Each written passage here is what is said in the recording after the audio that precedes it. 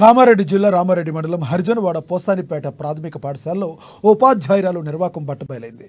విద్యార్థులకు పెట్టాల్సిన కోడిగుడ్లను తన బ్యాగులో పెట్టుకుండగా గ్రామస్తులకు అడ్డంగా దొరికిపోయింది. పాఠశాలలో పనిచేస్తున్న జ్యోత్స్న అనే ఇంగ్లీష్ టీచర్ టిఫిన్ బ్యాగ్లో విద్యార్థులకు పెట్టాల్సిన 6 గుడ్లను పెట్టుకుంటుండగా గ్రామస్తులు గమనించి వీడియో తీసి పలు వాట్సాప్ గ్రూపుల్లో వైరల్ చేశారు. దీంతో ఉపాధ్యాయురాలు జ్యోత్స్న తీరుపై స్థానికులు తీవ్ర ఆగ్రహం వ్యక్తం చేస్తున్నారు.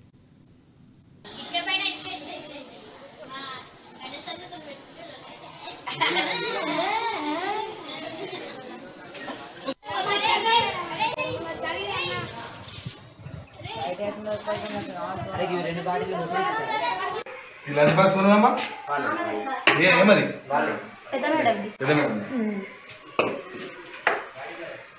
ఏడుంది మేడం గ్రామ పంచాయతీ మీటింగ్ కంటే సరే నేను గ్రామ పంచాయతీ కాడికి పోతున్నా. ఇలా ఎవరు రేటు చెప్తాను సంగతి. సార్